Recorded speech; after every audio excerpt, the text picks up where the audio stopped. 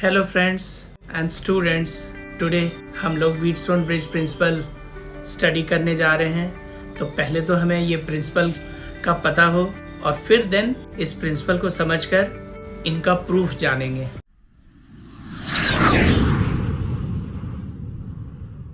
तो पहले ये प्रिंसिपल क्या है ये देख लेते हैं। पर्टिकुलर टाइप का सर्किट है, इसे हम लोग व्हीटस्टोन ब्रिज बोलते हैं, जिनमें P, Q, R, S these are 4 resistances और बीच में ये कनेक्टिंग गैल्वेनोमीटर वाला ब्रांच है।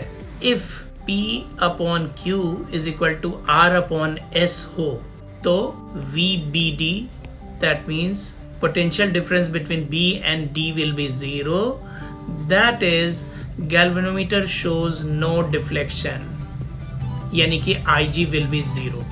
और ऐसे सिचुएशन में गिवन सर्किट या व्हीटस्टोन ब्रिज को बैलेंस्ड मोड में मानते हैं। तो चलिए अब देखते हैं व्हाट्स द प्रूफ।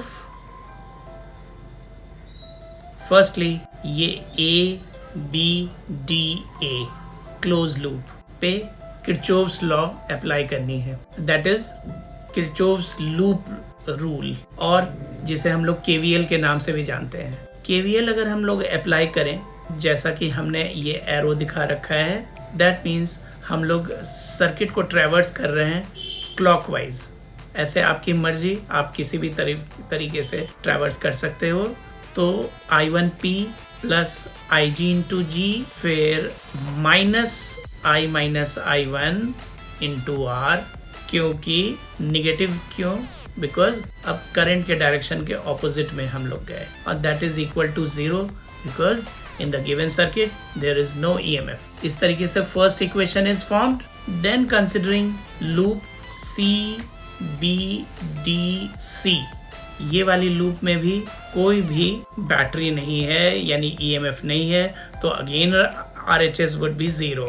अब लूप ट्रैवर्स करें करंट के डायरेक्शन में IG into G, that means हमने यहाँ पे दिखाया है पॉजिटिव ही। फिर आगे बढ़े करंट के डायरेक्शन में I minus I1 plus IG, तो प्लस ही इंटू S, यानी कि ये भी पोटेंशियल ड्रॉप। फिर उसके बाद आगे बढ़े, we are against current direction, Q into I1 minus IG with negative sign, क्यों, बिकॉज करंट के ऑपोजिट डायरेक्शन। फिर उसके बाद इक्वल टू 0। इस तरीके से हमने ये दोनों इक्वेशन ऑब्टेन कर लिया। अब इन्हीं दोनों इक्वेशन से आगे क्या करना है देख लेते हैं। Since we are into balance condition in Kirchhoff's law, IG is equal to 0 होना चाहिए पुट इन दोनों इक्वेशन में। तो wherever IG is there, everywhere IG is equal to 0 put करें, और इसके बाद हमें ये दोनों इक्वेशन 1 एंड 2 इस तरीके से मिलती है। I1P, यहाँ पे IG पुट किया 0, तो दिस होल थिंग इज 0, तो minus I minus I1 into R।